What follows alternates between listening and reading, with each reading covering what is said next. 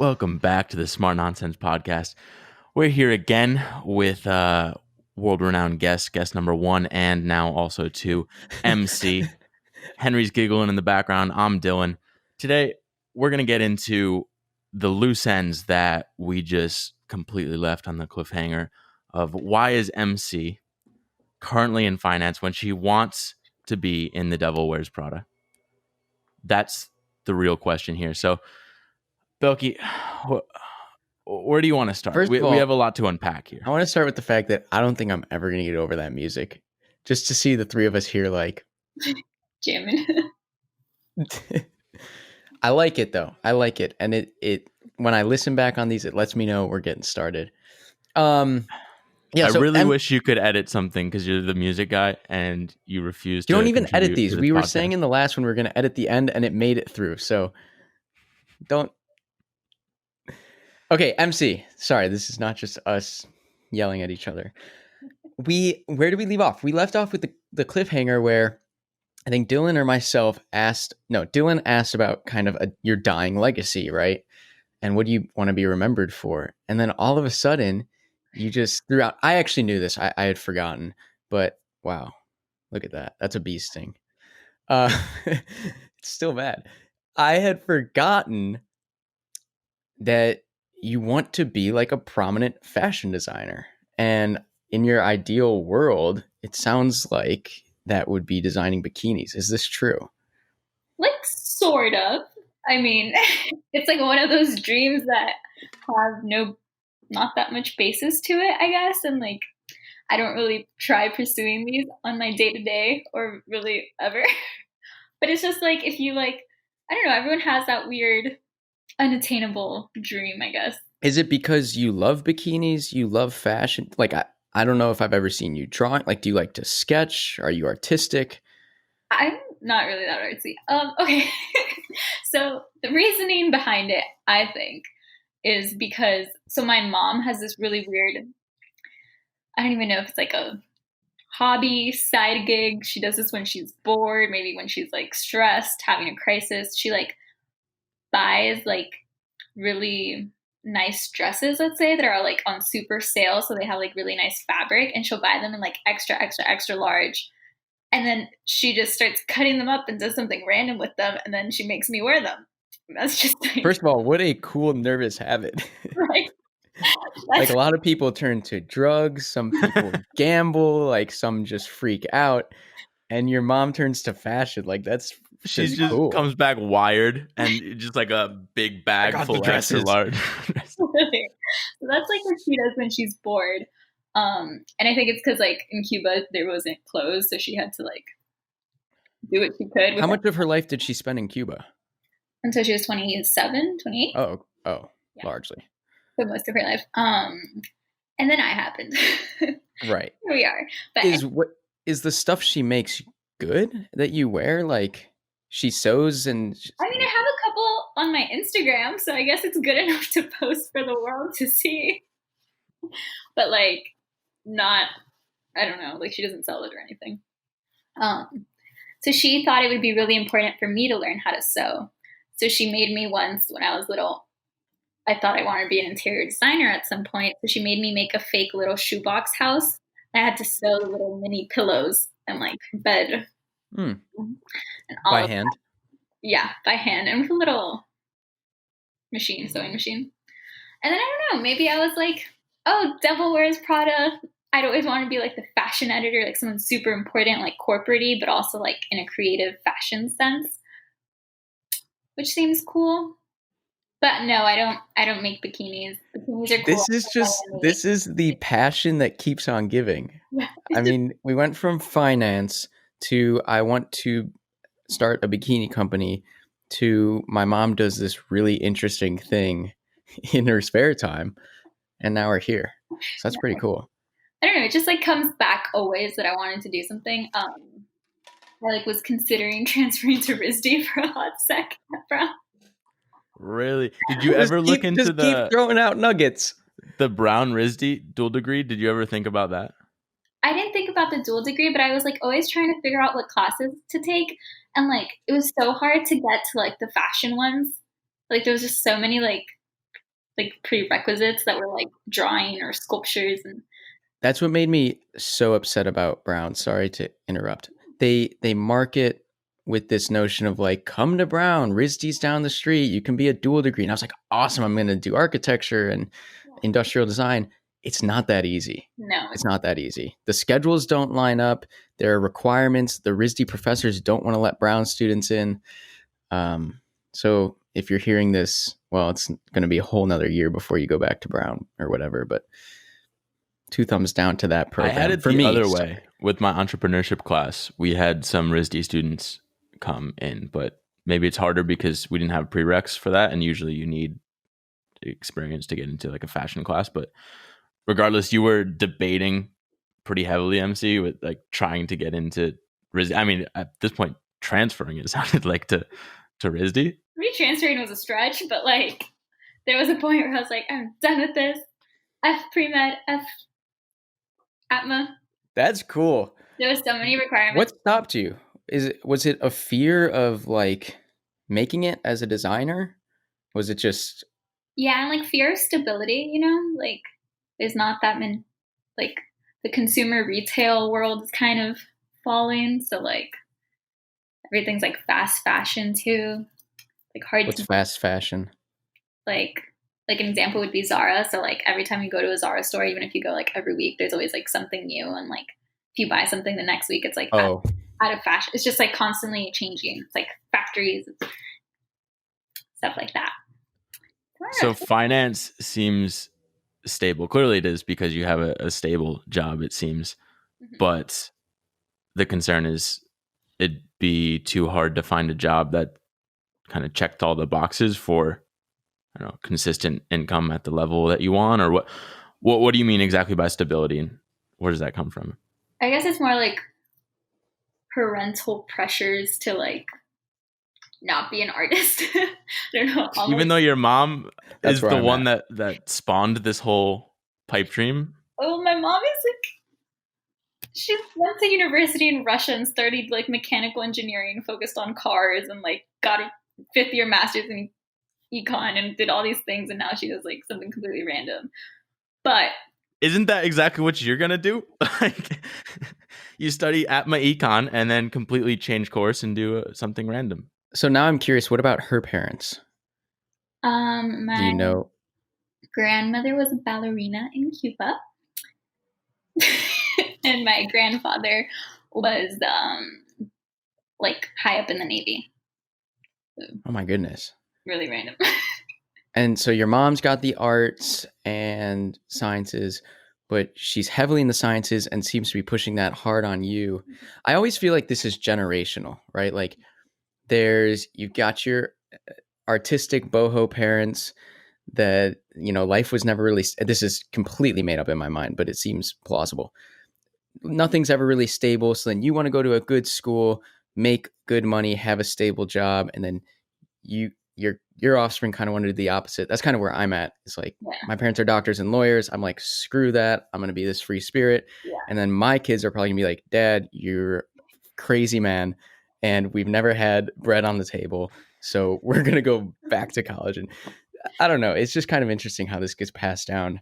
No, that makes sense. So like it's really weird because all my aunts and uncles are all engineers, but my parents are both like kind of the artsy of the crowd, I would say. My dad studied art history in college, and ever since I was little, he's like, you only do that if you're born a millionaire. Even though he was not, because he says you're in the United States. He was born in Cuba, so there money doesn't matter. Were they both in Cuba a long time? Yeah, they both came at the same time. This is just So is it fascinating. Is it both of your parents that have this pressure, or more so your dad, or where's the pressure come from? I think it's myself. My parents, I don't know. They like give pressure, but not that much. They're just like, just be successful, go to school, get an education. So what would happen Yeah. if you quit your job tomorrow and said, Mom and Dad, I'm going all in on my bikini line for 6 months. I want to see what happens. What do Mom and Dad say? I literally don't know. Mom, I mean, I think we're supposed to Like, Can you imagine this if we got your parents on the phone right now? Even if it was just a mock thing. And by like, the I way, just quit. I have These two guys on a podcast convinced me to quit for 6 months. Sorry. Sorry. Andrew. as long as it's in Spanish. I think they'd like say like, "Oh, I'll support you in anything you do," and then like be furious and keep telling each other like behind my back like who's gonna confront her about it and make her go back to work. I think that's where my parents are at. Is they're both like you say, like really. My mom less so, but my dad's like, just try everything. You're young, like do it, do it, do it. But now a year has gone by, and I think they're starting to be like. Actually, my mom last night she was like, "Do you have any ideas to make money?" She's like, how are you going to start making I get money? that from my dad all the time. And I just push it. Like, she doesn't know anything about how I make money and my finances and like my plans. So I just push it off. But it's kind of funny because as much as they want to be like, as long as you're happy, Yeah. my mom is still so money and stability focused. And she has a lot of reasons to be. But okay, it sounds like your parents would put on a front and then talk about you behind their back. Probably. Which is so sad. But I like, feel like Sorry. some of that, I feel like some of that's one could be made up. Like maybe they're just supportive unconditionally. Mhm. I don't know. I hear that a lot of like people are scared. Even some person that's in the house a couple rooms down. Like same thing. Like they're kind of afraid of what their mom's opinion of what they're doing is. But I feel like at the end of the day, as long as you're happy, you acknowledge maybe it's an experiment, and then you can come back. Like what would happen if say it failed completely, right? You try and design what you're doing in 6 months. I guess it's kind of hard now, but could you find another finance job, or would that would your current place let you back? Yeah, would that be, How would that work? that be career suicide if you took 6 months, 12 months off? Because I know like the places you work and apply are so resume and like criteria focused, right? So will they be like, what the heck is this gap where you decided to become a fashion designer? Honestly, I'm not entirely sure. You know, because like at Brown, they have like a women's lunch pad thing that's like senior year. You get a mentor that would like align with your goals. So on mine, I was like, whatever, I'm gonna put all these weird things I like and like see myself doing, even though I have no experience with them whatsoever. And like the lady I was aligned with, actually, like she did 2 years in finance at like a top investment bank. Then she did like 2 years at a startup that was like focused on like selling clothes online.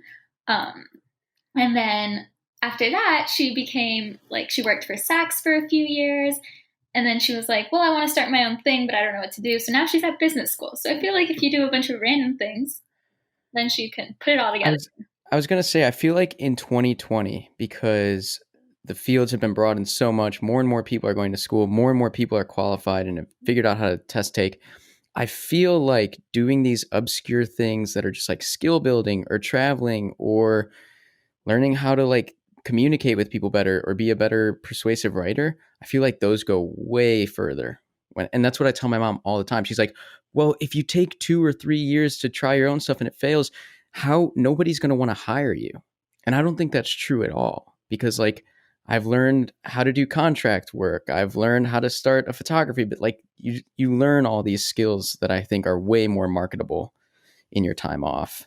I'm sure you wouldn't be at a disadvantage. Maybe. I think I'm all for the interesting person sort of like, you don't just have the structured resume, like something that kind of stands out and people are like, what the hell, MC, what is this? And you come in with like a sample of something you designed. Like that'd be crazy. And like, this girl she's unique. But I mean, it's interesting because you have your cousin too, Isadora. I assume that's her first name, right? And so she's doing this. Clearly there's precedent in your family. Like I feel like you could at least experiment maybe on the side. I'm not sure exactly. Do you want to design? Like we keep saying designing, but do you want to design, or what is your actual, like the Miranda role is a little bit different, but Miranda role is like more like corporate, like related to finance. What's a Miranda role? I mean, fashion. From Miranda Priestley from The Devil's Wears Prada. Oh, good callback, Dylan. I had to watch the movie yesterday so I could relate. Did you really? Yeah, I showed It's a good movie. It's a good movie. I kind of liked it. It really stressed me out for a lot of the movie, and I'm like, how do you want to do this, MC? But do you know me? I feed off of that. I love being like stressed and being a chihuahua. Like, so do you want to be like, I think Dylan was asking, do you want to be like the founder of this thing? Do you want to do like front end design of bikinis? Do you want to like, are you the visionary, assemble the team? What would it look like? So I think there's like two dreams or goals or ideas I'm like. One is like, yeah, being like the full-on founder and doing every single thing for like a bikini line and just designing, choosing fabrics, like selling, figuring out like designing the little stores, all of that. And then the second one is more like just being like a top exec at a fashion related company and doing more like business strategy for something in the fashion industry. So it would be more like business and finance. But like, right, that could be an interesting segues. Go do that. Yeah. Manage that well, see how they do it, and then start your own thing. My own thing. Are you familiar with Frankie's bikinis? Yeah. This is like, I don't. How do I know? I knew a photographer that worked for her and that company many years ago, but this is reminiscent of kind of her story. I don't know a lot about it, but I know she went to USC, she dropped out, and now she just got this incredibly successful bikini line, and all these famous people wear them. Well, really That's what you remind me of. Thanks. I wish. She's super young and super successful. Yeah, she's our age. Yeah. But she basically, I think, from what I've heard, I'm not entirely sure how accurate this is. She went to Hawaii and saw that like they had, at the resort she was staying at, they had like these women that would come and like do crochet bikinis like on like kind of not on you, but like with your size and measurements, and they'd be very like one of a kind. So if you look back at her designs, like the first ones were these one pieces that the entire middle circle section was like a crochet. I remember. See, that's when I was kind of following along. Yeah, and that's how she started, and she just got super famous because she was inspired by these people doing it like based on like your specific measurements, and then saw that there was none in retail like that. I wonder if then is there something in, have you been to Cuba? I've never been actually, no. Oh, okay. Huh. Okay, that doesn't work.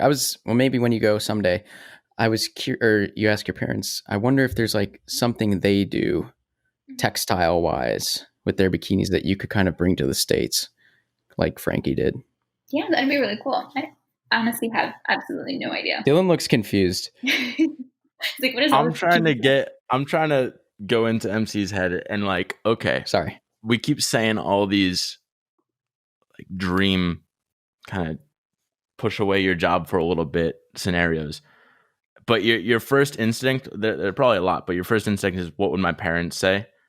Mm-hmm. And then two, is it like, where's the stability? Like, do you freak out because there's no stability, but you're also potentially living at home, so maybe there's a safety net there if you are making that transition back for a little bit?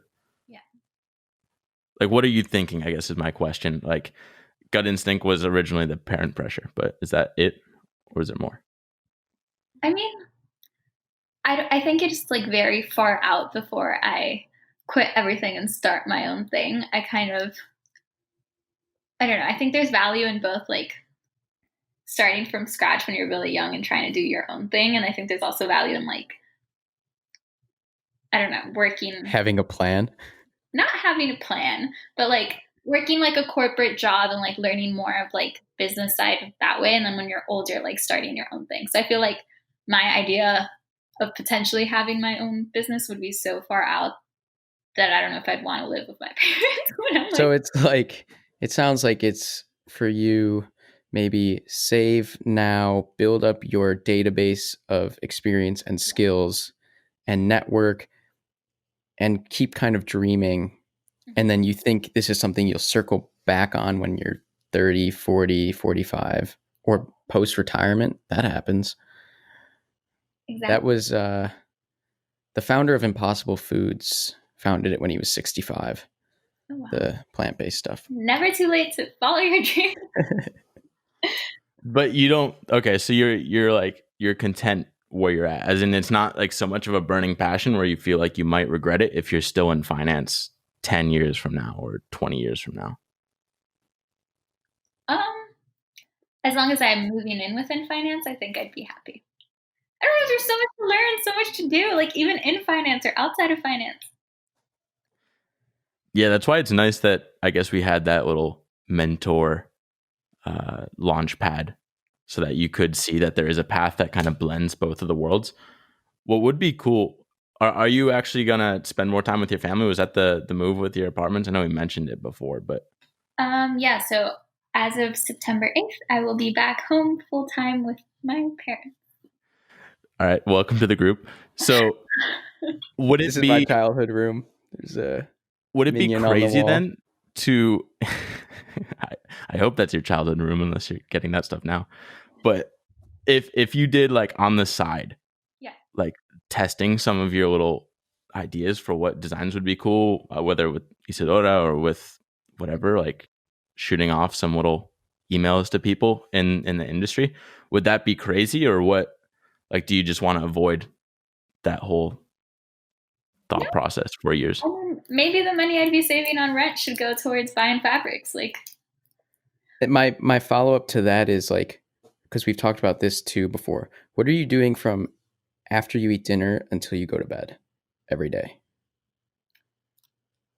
usually go back to work, or I'm studying for the CFA, so there's that. Whoa. There's someone else in that house is too. Because it sounds like you don't have a lot of time. I like don't have time is a thing. And actually something I was talking to another one of our mutual friends, David, about a lot is, so like, we're both in cities. I grew up in Miami, but I don't know. I like lost out of touch with a lot of people and went to a small high school. So I feel like my network here isn't as big as it is in other cities. So, and he's in Texas where I guess he doesn't know that many people either. So everything's bigger, right? Everything's bigger. Networks included. Networks included. So we're like, of the little free time that we have, because we both have demanding jobs, like what portion of it should we like focus on like trying to do our job even better or like studying and learning more about the industry, and what portion we should do on like socializing and making friends and meeting people and being 22-year-olds in a city, you know?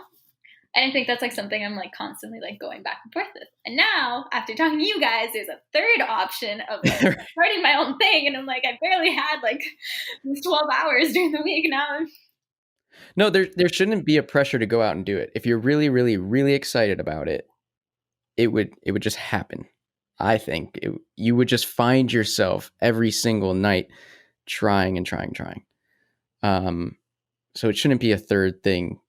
But I think what Dylan is an interesting point is you can design a few things. You can, put out a $5 Facebook ad and create a landing page and see if like people resonate with the platform. They're like very small things. Dylan knows a lot more about this. He's also, again, looks like he's just thinking so hard. I mean, I know this happens a lot, but I get like there's a danger of where you have like your job is like comfortable enough, like it's good, it's not terrible or anything. Like there's no burning desire to experiment with other stuff, which in my mind gets dangerous because I was in that position. Like I had a pretty comfortable, like ideal job for the most part, but I wanted to test this little podcast thing and do that stuff.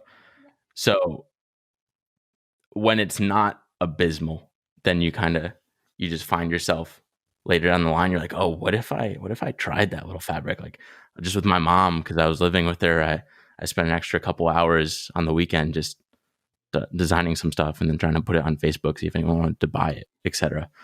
So I don't know, but that's my fear is like MC has these big dreams, but her life is so solid that there's no need to really change anything. I'm curious on that point then.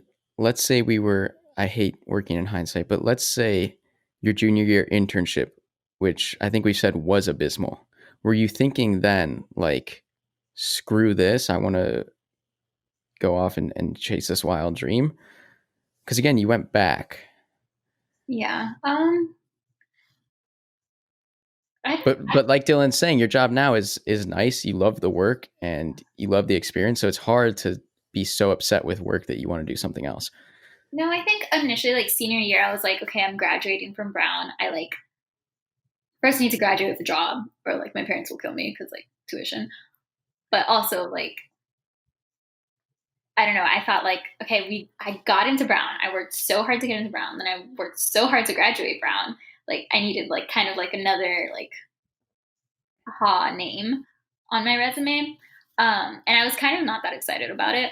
But I think like now I'm like, wow, this actually like what they like asked me to do makes a lot of sense with my strengths and like what I'm good at. But I don't know. There was never a point where I was like, screw everything. I'm going to go be a fashion designer. But I mean, there could be in the future.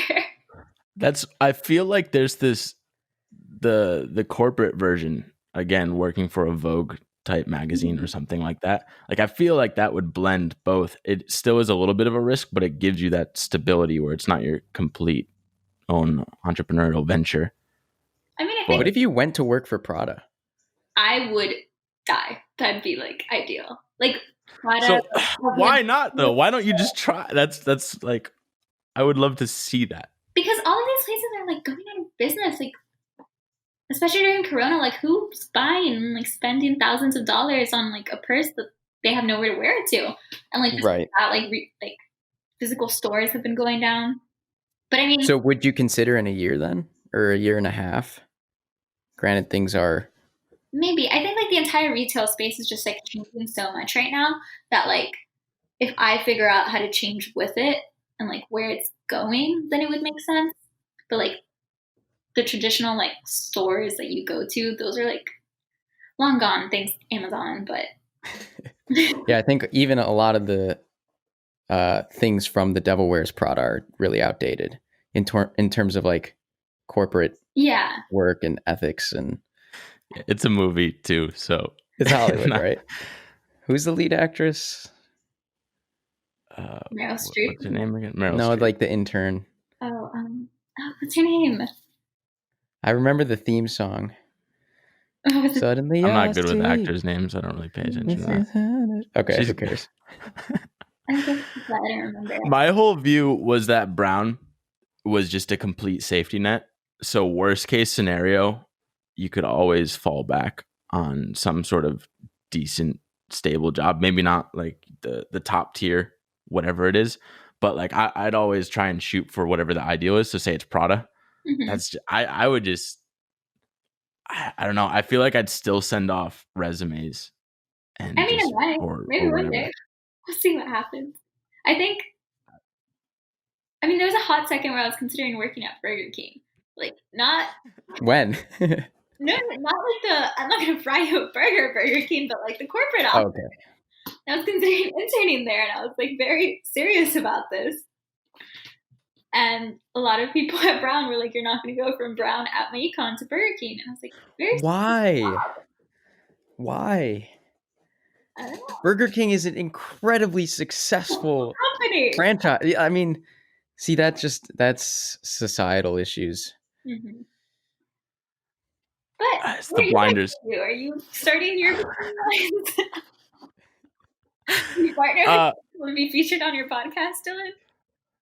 So what do I want featured on the podcast? Dylan actually wanted to start. Okay, maybe you two should link up. Dylan wanted to start like a smart wool, merino wool. Easy. That's actually I'm not worried. Like daily wear company that's not just catered to outdoor, because it has like awesome odor blocking technologies like breathability. Dylan would wear his shirt. Literally, we were camping. He wore it for I think 7 or 8 days. It smelled brand new. And this was hiking 8 hours a day, the biggest mountain in Africa. So Maybe you two should link up for that. But I would. Wool bikinis. definitely a market out there. Fast drying, keeps you warm. Well, you I know, know. now those towel shirts are super in. Towel shirts. Have you seen like those shirts that it's like a polo, but it's made out of like towel material? It's like for No, this is Miami. no, This is no, no, I Miami. wasn't thinking the first time, and the next thing I knew, there was like a store in New York. I was like, That sounds like something Lacoste would sell. A towel polo. see, It's like golf, tennis, polo, beach, everything Lacoste. you want in life. Well, MC, I know you're content. You like where you're working now. Don't we're use the not word trying to content. convince Don't you. use the word content. What do It's you not want? just like Content's like complacent. Mhm. You're Okay, MC, you're happy. happy doing what Yeah. you're doing. I think Right. I'm happy doing. I complain, but I'm happy because if not, then I don't think I'd stay up every I night. don't even think you've been complaining about it. Really? Well, I think we're trying to brainwash you to our way of thinking, and we're just bad people for it. But at some point, I want this Prada ideal dream or whatever it is to at least be attempted, or like that would be my goal. It's just like instead of the people that shut down your Burger King dreams, it's just like dreams. just shoot for it. You don't But, want to be on really quick. You don't want to be on your deathbed always thinking, what if Prada, what if, or my own thing. You could at least send in a resume and a cover letter and they say, no, we don't like you. And then you have closure. Go work at Burger King. Go work at Burger King. My like old dog before my current dog was actually named Prada, and she was Oh, what? I didn't even know that. she was featured in a Coca-Cola newsletter. Okay, MC, we need to bring you back for part 3 then. Where I thought people believe in fate, and you're naming your dog this, and okay, well, that's. I'm glad we got to at least uncover a little bit under the surface, because that was a cliffhanger on the last episode. Maybe we'll see. As I mean, your days are pretty full, but hopefully we'll get some more time. You can experiment with some clothing and maybe send it in to Prada or whomever and see what they think of your designs. Sounds great. Hey, Prada, look at my bikini. Who knows? You get one address from some brown person that works there. You just mail it to them. Be creative with it. I don't know. I think that stuff could work. But all right, Belky, you have anything for MC? That's it. MC, thanks for being here. I learned something new. I learned like 15 new things. Your dog, everything. Burger King, Prada. Next one's Burger King. I gotta uncover that. So in 5 days, we'll MC, you're gonna end up being our only guest. You're gonna come on once a week. Can I like come in with like different people? I'm into this. True. Maybe we just need a third host. I don't know. Okay, you should get back to work. I think lunch is over. Dylan, you and I are gonna talk, just us two, soon. It's gonna be terrible. Just too much confirmation bias again. Yeah. But thanks, MC. Appreciate it. We'll talk soon. See ya. Oh.